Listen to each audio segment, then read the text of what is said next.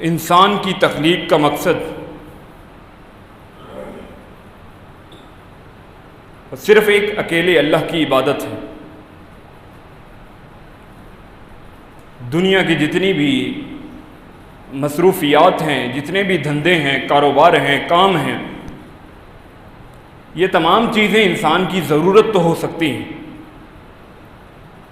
لیکن اس کو اگر کوئی مقصد بنا لے تو وہ اپنی دنیا اور آخرت برباد کر رہا ہے۔ انسان کی تخلیق صرف اللہ نے اپنی عبادت کے لیے کی ہے۔ مقصد اور ضرورت میں فرق یہ سمجھنا بہت ضروری ہے۔ قرآن حکیم میں 7 مقامات ہیں جہاں اللہ رب العزت نے بار بار اس واقعے کا تذکرہ کیا ہے جب اللہ نے سیدنا آدم علیہ السلام کو تخلیق کیا اور فرشتوں کو حکم دیا کہ آدم کو سجدہ کرنا ہے۔ سب سے پہلے سورۃ البقرہ کے اندر آتا ہے یہ واقعہ، پھر چند سورتیں گزرتی ہیں، سورۃ الاعراف کے اندر آ جاتا ہے، پھر سورۃ الحجر کے اندر آ جاتا ہے، سورہ بنی اسرائیل، سورہ طٰہٰ، سورہ صاد، سورۃ الکہف۔ اتنے مقامات پہ یہ ایک ہی بات کرنے کا مقصد کیا ہے؟ صرف ایک سورت نازل ہو جائے، سورت کا نام اللہ رب العزت سورت آدم رکھ دیں اور ایک ہی سورت کے اندر پوری جو سٹوری ہے اسے ریویل کر دیں، واقعہ ہم تک پہنچا دیتے، کافی ہو جاتا۔ لیکن ایک چیز کو بار بار دہرانے کا مقصد یہ ہوتا ہے کہ انسان کے ذہن سے، اس کے تصور سے، اس کے خیالات سے اس کا مقصد کہیں گم نہ ہو جائے۔ یہ مقصد اسی کو یاد آئے گا بار بار جو قرآن کے ساتھ جس کا تعلق ہے۔ جس کا قرآن سے کوئی تعلق نہیں ہے اس نے یہ آیات کہاں پڑھنی ہے اور کہاں سننی ہے؟ جمعے کے اندر جو آخری وقت میں آتا ہے، جسے قرآن سننے کا کوئی شوق نہیں ہے، کوئی محنت نہیں ہے، اس نے یہ باتیں کہاں سننی ہے اور کہاں پڑھنی ہے؟ قرآن میں بار بار یہ واقعہ آتا ہے۔ سب سے پہلی بات، یہ اللہ کی تقدیر، چیزوں کی تقدیر لکھی جا چکی ہے۔ جب اللہ نے آدم علیہ السلام کو پیدا کرنے کا ارادہ فرمایا ہے، وَإِذْ قَالَ رَبُّكَ لِلْمَلَائِكَةِ، جب آپ کے رب نے فرشتوں سے کہا اِنِّي جَاعِلٌ فِي الْأَرْضِ خلیفہ، میں زمین پہ اپنا نائب بنانے لگا ہوں، تو فرشتوں نے سب سے پہلی بات کیا کی تھی کہ اللہ ہم عبادت کے لیے کافی ہیں، ہم تیری پاکی بیان کرنے کے لیے کافی ہیں، کیا تو ایک ایسی مخلوق کو پیدا کر رہا ہے جو زمین پہ جا کے خون انگیزی کرے گی، فتنہ برپا کرے گی، ایک دوسرے کا خون کرے گی، فساد کرے گی؟ اب اللہ نے پہلے سے ارادہ کر رکھا ہے کہ انسان کو زمین پہ بھیجنا ہے۔ سب سے پہلا سبق جو اس واقعے سے ملتا ہے، تقدیر پہ ایمان۔ انسان کی تقدیر، ہر ایک انسان کی، ہر ایک مخلوق کی تقدیر لکھی جا چکی ہے۔ صحیح بخاری کی روایت ہے کہ سیدنا موسیٰ علیہ السلام اور سیدنا آدم میں جھگڑا ہو جاتا ہے۔ یہ جھگڑا کہاں ہوا ہے؟ آدم تو بہت پہلے گزر چکے تھے، موسیٰ علیہ السلام بہت بعد میں آئے ہیں۔ جھگڑا کہاں ہوا؟ اس کی تفصیل حدیث میں موجود نہیں ہے۔ محدثین اس کی شرح میں لکھتے ہیں کہ یہ جھگڑا واقعہ ہوا ہے، چاہے عالم ارواح میں ہوا ہے، دنیا میں آنے سے پہلے ہوا ہے، روحوں کا جھگڑا ہے، یا دنیا میں آنے کے بعد جب وہ دنیا چھوڑ کے چلے گئے ہیں، بعد میں روحیں ملی ہیں۔ موسیٰ علیہ السلام نے آدم سے کہا، آدم اگر آپ جنت کا پھل نہ کھاتے تو ہمیں جنت سے کبھی نہ نکالا جاتا۔ یہ صحیح بخاری کی روایت، مسلم میں بھی موجود ہے۔ سیدنا آدم علیہ السلام نے آگے سے کیا ارشاد فرمایا تھا؟ موسیٰ میرے سے اس بات پہ جھگڑا کیوں کرتے ہو جو اللہ نے میری تقدیر میں مجھے پیدا کرنے سے 50,000 سال پہلے لکھ دی تھی۔ روایت میں اختلاف ہے، ایک میں 40,000 سال ہے، ایک میں صرف 40 کا حصہ ہے۔ مراد اور مفہوم کیا ہے، مطلب کیا ہے؟ جب موسیٰ علیہ السلام کو آدم علیہ السلام یہ جواب دیتے ہیں تو موسیٰ علیہ السلام خاموش ہو جاتے ہیں۔ جھگڑے میں آدم علیہ السلام کی فتح ہو جاتی ہے۔ یعنی تقدیر اتنی اہم چیز ہے۔ جنت میں جانا، جنت کے پھل سے روکنا، پھر آدم اور حوا علیہم السلام دونوں کا پھل کھانا، تمام چیزیں تقدیر میں لکھی جا چکی ہیں۔ سب سے پہلا سبق اس واقعے سے ہمیں یہ ملتا ہے کہ انسان کو تقدیر پہ یقین ہونا چاہیے۔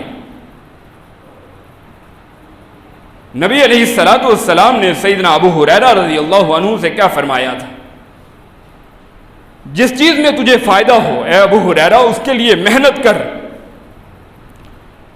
اس کے لیے محنت کر۔ انسان کو جان مارنی چاہیے، محنت کرنی چاہیے، لیکن اگر وہ چیز نہ ملے، نقصان پہنچ جائے تو ابو ہریرہ یہ کبھی زبان سے بات نہ کرنا کہ اگر میں ایسے کر لیتا تو یوں ہو جاتا، اگر ایسے کر لیتا تو یہ ہو جاتا، بلکہ تجھے تو یہ کہنا چاہیے کہ اللہ نے جو تقدیر لکھی تھی قدر اللہ ما شاء فعل، جو اللہ چاہتا ہے تقدیر میں لکھا ہے وہ ہو کے رہتا ہے۔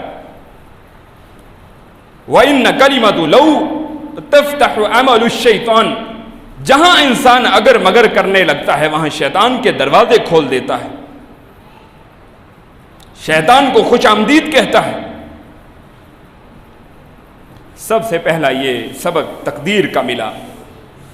دوسرا سبق کیا ملا؟ آدم علیہ السلام جب پیدا ہو چکے ہیں، صحیح مسلم کی روایت ہے، آدم علیہ السلام کی جو جسم کی تخلیق ہے، مجسمہ ہے، بنا کے رکھا ہے اللہ نے جنت میں۔ مسلم میں الفاظ موجود ہیں، شیطان دیکھتا ہے۔ ابلیس نے جب دیکھا پہلی دفعہ آدم کے مجسمے کو علیہ السلام، تو ابلیس نے کیا کہا؟ یہ جسم تو اندر سے کھوکھلا ہے، اسے بہکانا اور پھسلانا بڑا آسان ہے۔ یہ اندر سے کھوکھلا ہے، اندر کچھ نہیں ہے اس کے۔ ابلیس کو دیکھیے کہ دشمنی کا آغاز ابھی روح پھونکی نہیں گئی آدم علیہ السلام میں، ابلیس سیدنا آدم میں روح کے پھونکے جانے سے پہلے انسان کا دشمن ہے۔ یہ بات حدیث میں ہم تک کیوں پہنچی ہے؟ بھول نہ جانا کہ ابلیس تمہارا دشمن ہے، تمہارے باپ کا دشمن ہے، اس نے تمہارے باپ کو جنت سے نکالا ہے۔ اگرچہ تقدیر میں لکھا جا چکا تھا، لیکن وجہ اور سبب ابلیس ہے۔ ایسے تو نہیں رب نے اس پہ لعنت بھیجی، رب نے اسے رد کر دیا، نکال دیا تھا جنت سے، اور ساتھ وہ آدم کو بھی لے کے نکلا تھا علیہ السلام۔ دوسرا سبق یہ ملا کہ انسانیت کا دشمن ہے ابلیس روز ازل سے۔ تیسرا سبق کیا ملا؟ جب آدم علیہ السلام کو اللہ نے پیدا کیا، وَعَلَّمَ آدَمَ الْأَسْمَاءَ كُلَّهَا، چیزوں کے نام سکھلائے، علم دیا، اور سیدنا آدم علیہ السلام کے بارے میں فرشتوں سے کہا کہ اسے سجدہ کرنا ہے۔ وہ سجدے کی وجہ اور سبب کیا ہے؟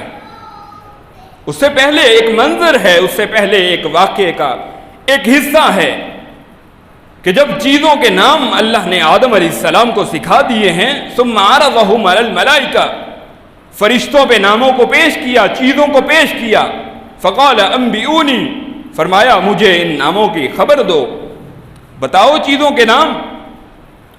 تو فرشتوں نے آگے سے کیا کہا کہ ہمیں اس چیز کی خبر نہیں ہے. سبحانک لا علم لنا، اللہ تیری ذات پاک ہے، ہمیں تو صرف وہی خبر ہے جتنا تو نے ہمیں علم عطا کر دیا. انسان اگر علم حاصل کر لے، فرشتوں سے اس کا جو مرتبہ ہے بلند ہو جاتا ہے، اور اگر علم حاصل نہ کرے جانوروں سے بھی بدتر ہے. جانور ہے جانور، اولئک کالانعام بل ہم اضل، یہ تو چوپایوں کی مانند بن جائے گا. آدم علیہ السلام کو سجدہ فرشتوں نے علم کی بنیاد پہ کیا ہے، جس علم کو حاصل کرنے کے لیے ہمارے پاس بالکل وقت نہیں ہے. وہ کون سا علم ہے؟ پرائمری پاس کرنا ہے. ہم نے مڈل سکول، جو پرائمری سکول ہیں، ہائر سیکنڈری سکول ہیں، یونیورسٹیز کے اندر جہاں الحاد اور کفر کی تعلیم دی جاتی ہے، لوگوں کو صرف مادہ پرست بنایا جاتا ہے، وہاں ہم نے اتنی بڑی حدیثیں لکھوا دیں، آویزاں کر دی کہ طلب العلم فریضۃ علی کل مسلم. کیا پرائمری پاس کرنا فرض ہے؟ کیا 8ویں جماعت کے اس 8ویں جماعت کو پاس کرنا ہے؟ یہ ہمارے اوپر فرض ہے. صحابہ نے کون سی ڈگریاں کی ہیں؟ کیمسٹری، فزکس، بایو، یہ پڑھا ہے.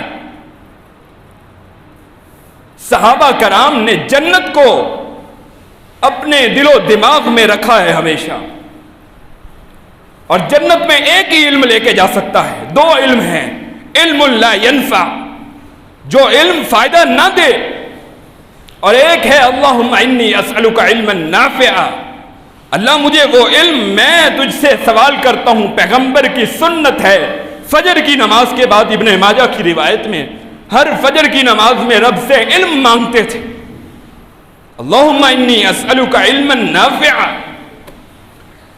جو سکول کی، آکسفورڈ کی ڈگریاں بچے کو بے نماز بنا دیں، بچے کو عقیدے کی کوئی سمجھ نہ ہو، آخرت کی کوئی فکر نہ ہو، جانوروں کی سی زندگی بسر کر رہا ہو، وہ علم حاصل کرنا فرض نہیں ہے. وہ مادہ پرستی کا علم ہے، صرف نوٹ کمانے کے لیے. ڈگری دکھاؤں گا، کہیں نوکر بن جاؤں گا، نوکری حاصل کرنی ہے.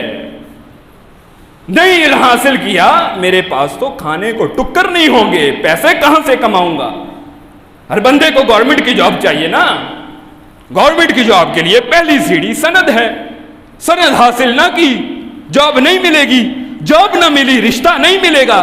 رشتہ نہ ملا، ساری زندگی اکیلا کنوارا مر جاؤں گا. ہاں، کیوں ہوا ہمارے ساتھ ہی ایسا؟ ہم نے اس فرق کو سمجھا نہیں. علم لا ينفع، اللہم انی اسألک علما نافعا.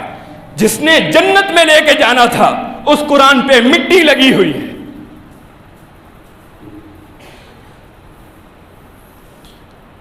آدم کو سجدہ ہو گیا. ہے جرت کوئی کہے کہ آدم کو اللہ نے فزکس میں پی ایچ ڈی کرائی تھی، کیمسٹری میں پی ایچ ڈی کرائی تھی، ڈاکٹر بنایا تھا، اور 5 منٹ کے چیک اپ کے 10,000 فیس رکھی تھی آدم نے علیہ السلام. وہ علم اور ہے، وہ نوٹ کمانے کا علم ہے، وہ سندیں ہیں. وہ کور کے اندر سندیں کام نہیں آنی، اڑ جانی ہے سندیں ساری. منکر نکیر نے یہ نہیں پوچھنا کون سے سبجیکٹ میں پی ایچ ڈی کر کے آیا ہے. والباقیات الصالحات، باقی رہنے والی چیزیں انسان کی نیکیاں ہیں. اور نیکی اور برائی کا فرق کس چیز سے حاصل ہوتا ہے؟ کس چیز سے؟ وہ علم ہے جو اللہ نے اپنے پیغمبروں کے سینوں پہ نازل کیا تھا، اور آج اس کی آخری کتاب ہمارے سامنے موجود ہے. علم ہے، علم جو اللہ کی نظر میں انسان کو اونچا کر دیتا ہے، اونچا، اور کوئی چیز نہیں ہے. یرفع اللہ الذین آمنوا منکم والذین اوتوا العلم درجات. اللہ بلند کر دیتا ہے ایمان والوں کو اپنی نظر میں، اور جنہیں علم دیا گیا ہے. کون سا علم؟ کرو جرت، دنیا کا علم. انگریز ہمیں سکھا کے، پٹی پڑھا کے دفع ہو گیا یہاں سے. چوتھی بات، آدم علیہ السلام نے سجدہ ہو گیا. ایک ہے ابلیس, اس نے سجدہ نہیں کیا. اس نے کیا کیا تھا؟ تکبر, گھمنڈ کیا تھا نا. رب کے حکم کی نافرمانی کی ہے. بس اتنی سی بات ہے. نہیں دل چاہ رہا ہوگا, نہیں کی. ہمارا بھی تو دل نہ چاہے تو ہم گھر میں ٹکرے مار لیتے ہیں. نماز مسجد میں آنے کی ضرورت ہی نہیں. مسجد میں مولوی اذان دیتا رہے, ہم نے گھر میں پڑھنی ہے نماز. میرا دل, میری مرضی, میرا جسم, میری زندگی, میری روح, میرا وقت نہیں ہے وقت قرآن پڑھنے کے لیے. شیطان کے دل نے کہا نا, خلقتنی من نار, مجھے اللہ آگ سے پیدا کیا ہے. ایک چوری کی ہے, اوپر سے سینہ زوری کی ہے. گھر میں بھی تو ہو جاتی ہے نماز.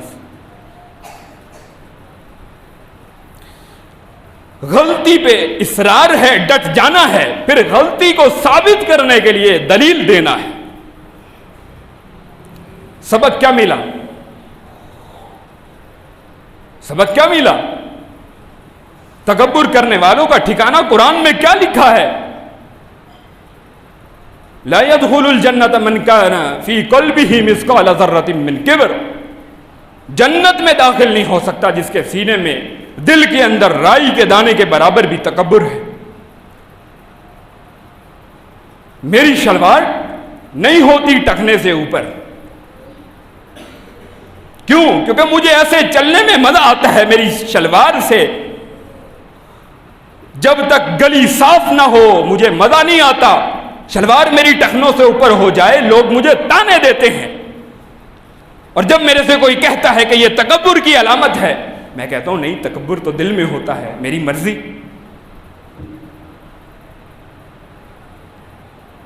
داڑھی میں نہیں رکھتا.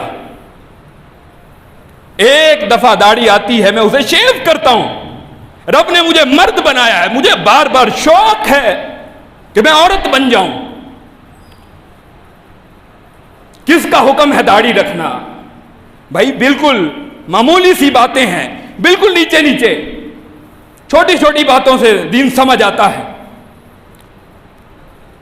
داڑھی فرض نہیں ہے, لیکن جب انسان سنتوں کو چھوڑتا ہے فرائض خود چھوٹنے لگ جاتے ہیں. خود چھوٹنے لگ جاتے ہیں فرائض. یاد رکھیے اس بات کو. جو بندہ نماز میں صرف فرض پڑھتا ہے, عین ممکن ہے, قریب ہے, اللہ اس سے فرض پڑھنے کی توفیق بھی چھین لیتا ہے. اگرچہ صرف فرائض ضروری ہیں, جنت میں داخلے کے لیے فرائض ضروری ہیں. کسی کا چہرہ اتنا چمکے گا, کسی کا اتنا چمکے گا. داڑھی میں بال تر نہیں ہوتے.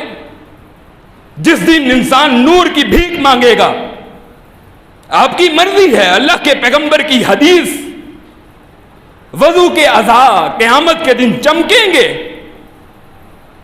وضو میں داڑھی کے بال تر ہوئے ایک شخص قیامت کے دن رب کی بارگاہ میں آ رہا ہے, اتنا چہرہ چمک رہا ہے دور سے, اور ایک کا اتنا سا چمک رہا ہے. فرق تو ہے نا. اور شیطان نے کیا کہا تھا؟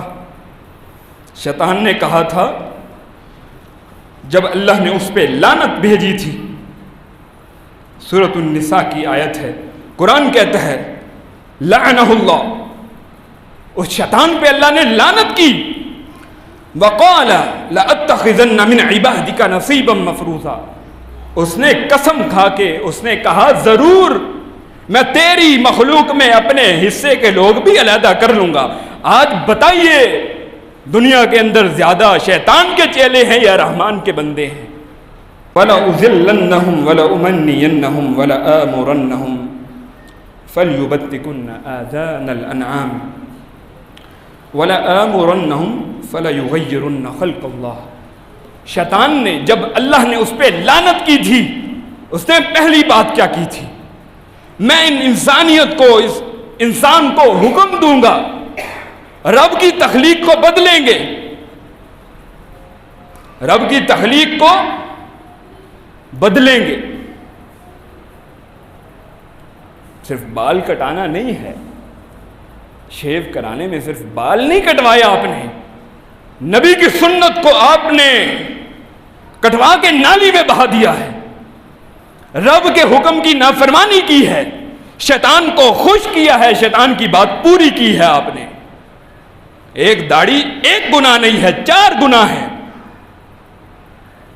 لعنت ہے اس شخص پہ جو مرد ہو کے عورت کی مشابہت اختیار کرتا ہے. بخاری کی حدیث نہیں ہے, عورت ہو کے مردوں کی مشابہت اختیار کرتی. شیطان کیا چاہتا تھا؟ تکبر کا سبق بھی ہو گیا. تکبر کہتے کسے ہیں؟ الکبر بطر الحق, جانتا ہے حقیقت کیا ہے, مانتا نہیں ہے. دل چاہتا ہے مسجد میں نماز پڑھنے کو, لیکن آتا نہیں ہے. اسے پتہ ہے کہ قرآن جنت کا راستہ ہے, سمجھتا نہیں ہے. اسے پتہ ہے کہ جتنے بھی پیغمبر دنیا میں آئے ہیں سب کے چہرے پہ داڑھی موجود تھی, نہیں رکھتا, سود کھاتا ہے. اسے پتہ ہے سود کر کے اللہ اور اس کے رسول سے جنگ, کہتا ہے قبول ہے, دنیا تو کمانی ہے نا. رشوت کھا لیتا ہے, سونے کے کنگن پہن لیتا ہے, سونے کی انگوٹھی پہن لیتا ہے, ریشم کا کپڑا پہن لیتا ہے, اور کہتا ہے تکبر نہیں ہے. ارے تکبر تو ہے ہی یہ ہے, اپنی مرضی کی بات ماننا. شیطان نے یہی کیا. ایک نافرمانی, کان من الجن ففسق عن امر ربہ, جنوں میں سے تھا, نافرمانی کر لی, بیڑا غرق کیا. اچھا پھر اللہ تعالیٰ نے جنت حوالے کر دی, سجدہ بھی ہو گیا, شیطان نے انکار بھی کر دیا. شیطان نے یہ بھی کہہ دیا میں اپنے بندے علیحدہ کر لوں گا میرے ساتھ. تو اللہ نے کہا تھا ٹھیک ہے, میں جو تیرے ساتھ آئیں گے ان کو جنت میں بھیج دوں گا, بھر دوں گا جہنم, بنائی اس لیے بھر دوں گا جہنم. جنت بھرنے کا کہیں تذکرہ ہے کہ جنت اللہ تعالیٰ بھر دیں گے؟ آخری جنتی بھی جب جنت میں داخل ہوگا اسے جنت میں کتنی زمین ملے گی, جنت کتنی خالی ہوگی, دنیا اور آسمان اس سے 10 گنا زیادہ بڑی جگہ اسے سپیس جنت کے اندر ملے گی. لیکن جہنم کھچا کچ بھری ہوگی. یوم نقول لجہنم هل امتلأت وتقول هل من مزید, جب اللہ اس سے پوچھیں گے جہنم تو بھر چکی ہے, کیا تو بھر گئی ہے, وہ آگے سے کہے گی هل من مزید, کچھ اور بھی لوگ ہیں, یعنی میں بھر چکی ہوں. اللہ اس پہ اپنا قدم مبارک رکھیں گے. حدیث ہے بخاری کے اندر کہ اللہ رب العزت جہنم پہ اپنا پیر رکھیں گے اور جہنم سے کہیں گے کہ بس ختم ہو چکے لوگ. ابلیس نے پہلا کام کیا کیا تھا؟ پوری جنت حوالے کر دی. یہ ذہن میں رکھیے, انسان کی فطرت ہے, جس چیز سے اسے روکیں گے وہ کام وہ ضرور کرے گا. پوری جنت حوالے تھی, ایک درخت منع تھا, نہ کھاتے کچھ نہ ہوتا. لیکن انسان کی فطرت ہے, اولادوں کی تربیت کے لیے قرآن میں ہمیں ایک قیمتی موتی ملتا ہے, ایک سبق ملتا ہے. اولاد کی تربیت کبھی اس انداز میں نہ کیجئے کہ اسے کسی چیز سے اس قدر روکیے, جتنا روکیں گے وہ اس چیز میں اتنا جائے گا, اور اولاد کی تربیت آپ نہیں کر سکیں گے. اس کا کوئی اور طریقہ ہوتا ہے, کسی اور چیز میں اسے مشغول کیجئے, مصروف کیجئے. شیطان نے پہلا کام کیا کیا تھا؟ جب نافرمانی کروا دی تھی آدم اور سیدنا حوا, ان کے کپڑے اترے تھے کہ نہیں اترے تھے؟ اور آج مسلمان عورتوں کے لباس دیکھیے, لاہور میں, اسلام آباد میں جائیے, جسم پہ لباس ہے, دیکھنے میں ننگی ہیں. نبی علیہ السلام نے کیا فرمایا تھا؟ جہنم کے عذاب مجھے دکھلائے گئے, لیکن دو عذاب ایسے ہیں جو مجھے دکھلائے نہیں گئے. کیوں؟ ان کی شدت اتنی ہے رحمت للعالمین انہیں دیکھ نہیں سکتے, نہیں دکھائے اللہ نے. کون سے عذاب ہیں؟ پہلے وہ جابر قسم کے حکمران جن کے ہاتھوں میں کوڑے ہیں اور وہ اپنی رعایا پہ ظلم ڈھاتے ہیں, انہیں مارتے ہیں, پیٹتے ہیں. ان کے ساتھ قیامت کے دن کیا ہونے والا ہے جب اللہ زمین و آسمان کو اپنے ہاتھ میں لپیٹ لے گا. دائیں ہاتھ میں اللہ کے پوری زمین آ جائے گی. کتنی بڑی زمین ہے اور اللہ کتنا بڑا ہے جس کے دائیں ہاتھ میں اللہ زمین کو دکھائے گا انسانیت کے سامنے اور پوچھے گا اینا ملوک الارض, زمین کے چودھری کدھر ہیں, بڑے بننے والے حکمران بادشاہ کدھر ہیں. اس دن کیا بنے گا ظالموں کا؟ ایک ان کے ساتھ جو انہیں عذاب ہونا ہے جہنم کے اندر, نبی علیہ الصلوۃ والسلام کو وہ عذاب نہیں دکھلایا گیا. اور دوسرا کون سا عذاب ہے؟ وہ عورتیں جن کے سر بختی اونٹوں کی طرح ہیں, چہرے پہ جوڑا, یہ سر پہ جوڑا بناتی ہیں نا عورتیں, گویا اونٹ کی کوہان ہے. منع ہے پیغمبر علیہ الصلوۃ والسلام کی حدیث میں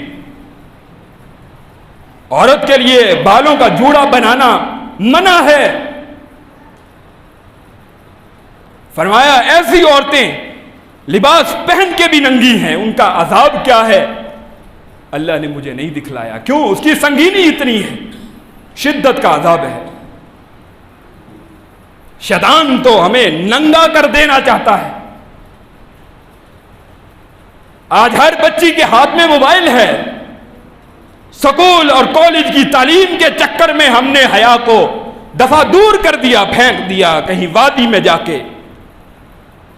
حیا کی دھجیاں اڑ گئی, بےغیرتی عام ہو گئی, بے حیائی فحاشی کو ہم نے اس قدر بڑھا دیا معاشرے میں, نکاح کی ضرورت ہی پیش نہیں آتی. وہ پہلے ہی سب کچھ گل کھلائے ہوتے ہیں. ہوتا ہے کہ نہیں ہوتا؟ ہاں, اپنے گھروں میں خود جا کے دیکھ لیجئے. بچی کو اتنا بڑا موبائل آپ نے لے کے دیا ہے, کیا خیال ہے وہ قرآن پڑھ رہی ہے, تفسیر پڑھ رہی ہے, حدیث پڑھ رہی ہے, لڑکوں سے گپے لگائے گی, فیس بک, انسٹاگرام, ٹویٹر, کیا کیا چیزیں ہیں. یہ تو بےغیرتی کی چابیاں ہیں, بےغیرتی کی چابیاں ہیں. شیطان لباس اتار دینا چاہتا ہے, رب حیا کا درس دیتا ہے. لپٹ جائے برقعے کے اندر عورت, چلے پتہ نہ چلے یہ کون جا رہی ہے. لیکن نہیں, ہم تو بےغیرت ہیں. ہم تو جب تک 2 کلو کا, آدھا کلو کا چہرہ ہے, 2 کلو کا میک اپ نہ تھوپیں, ہمیں تو اچھا لگتا ہے مرد ہمیں دیکھیں, انجوائے کریں ہمیں. اور تربیت کرنے والے والدین, ان کی کوئی تربیت کرے گا تو وہ اولادوں کی تربیت کریں گے نا. قرآن تو پڑھنا نہیں ہے. آدم کو اللہ نے یہی حکم دیا تھا, چلے جاؤ زمین میں جاؤ, وہاں جا کے کیا کرنا, میرا جسم میری مرضی نہیں. فَإِمَّا يَأْتِيَنَّكُم مِّنِّي هُدًى فَمَن تَبِعَ هُدَايَ فَلَا خَوْفٌ عَلَيْهِمْ وَلَا هُمْ يَحْزَنُونَ. شریعت آئے گی, أَلَا لَهُ الْخَلْقُ وَالْأَمْرُ, اسی کی مخلوق ہو تم سارے, تمہارے جسموں پہ, روحوں پہ, وقتوں پہ, کاروباروں پہ, تمہاری زندگی کے ایک ایک عمل میں حکم کس کا چلے گا؟ جس کے حکم کے بغیر اگلی سانس تم نہیں لے سکتے. لیکن نہیں نہیں نہیں نہیں نہیں نہیں, ایسا نہیں ہوگا. ہم تو جنت میں جائیں گے, حضور کے امتی ہیں, سفارش کرتے جائیں گے. یاد رکھیے گا سورۃ الفرقان کی آیت نمبر 30, اکثر جمعوں میں کہتا ہوں, حضور کے نام پہ امیدیں لگانے والے, وہ حضور اپنی بیٹی کو دنیا میں کہہ گئے تھے, یا فاطمہ اعملی یا بنتی, عمل کر لینا فاطمہ, اگر قیامت کے دن اللہ کے بارگاہ میں پکڑی گئی میں محمد تیرے کچھ کام نہ آؤں گا. کرو جرت, حدیث کا انکار کرو. انک لا تہدی من احببت, نکال دو قرآن سے آیت, تم اللہ کے پیغمبر ہو کے بھی اللہ کہتا ہے اے محمد آپ اللہ کے پیغمبر ہیں, محبوب ہیں، آپ اسے ہدایت نہیں دے سکتے جسے اللہ نہ چاہے۔ تو جنت میں کیسے کوئی جا سکتا ہے؟ جنت میں جا سکتے ہیں؟ قرآن کا ترجمہ تو کبھی نہیں پڑھنا، جنت میں چلے جانا ہے۔ اللہ نے تو آدم علیہ السلام کو یہی کہا، موسیٰ علیہ السلام سے کوہ طور پہ جب ملاقات ہوئی کیا کہا تھا؟ قابو سے پکڑنا ہے۔ فَاسْتَمِعْ لِمَا يُوحَىٰ، سورۃ طٰہٰ کے اندر کیا ہے؟ غور سے سن موسیٰ جو وحی کی جا رہی ہے۔ یا داؤد اِنَّا جَعَلْنَاكَ خَلِيفَةً، کیا کہا تھا؟ داؤد تجھے خلیفہ بنایا ہے، مرضی اپنی کرنی ہے، فیصلہ کرنا ہے حق پہ مبنی، اور حق کیا ہے؟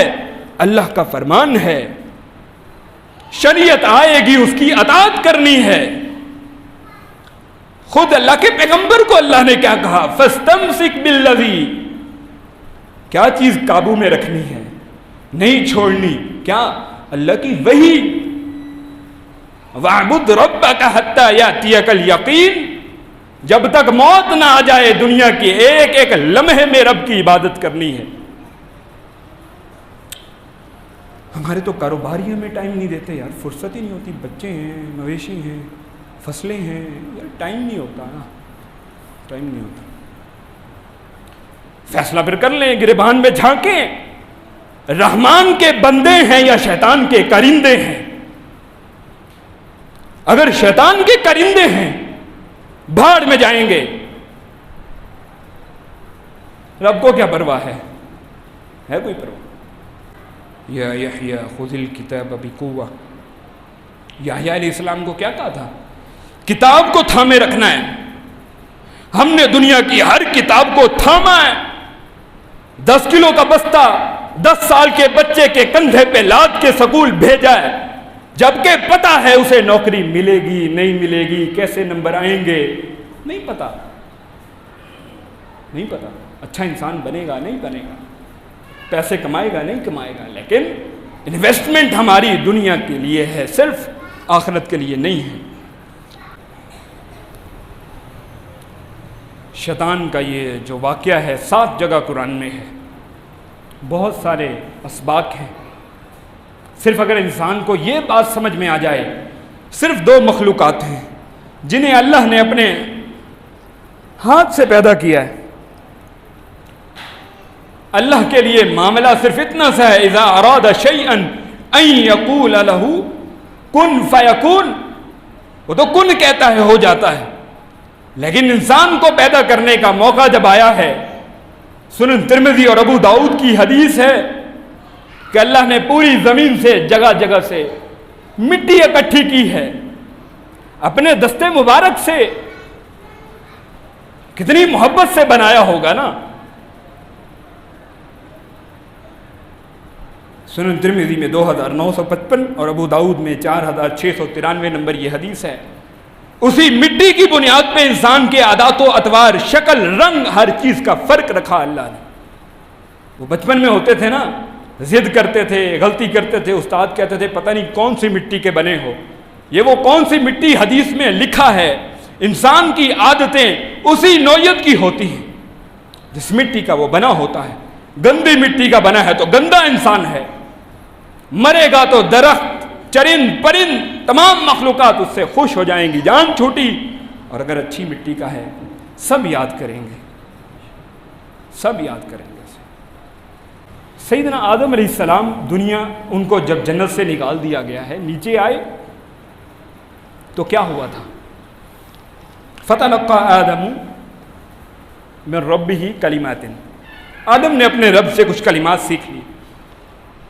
فضائل اعمال میں لکھا ہے، آسمان پہ کلمہ لکھا ہوا تھا، لا الہ الا اللہ محمد رسول اللہ۔ آدم علیہ السلام نے دیکھا، تقریباً 698 یا 95 نمبر یہ جو کتب خانہ فیضی کی چھپی ہوئی ہے اس کے اوپر یہ بات لکھی ہوئی ہے، اگرچہ یہ حدیث کی کتاب میں بھی ہو، موضوع روایت ہے۔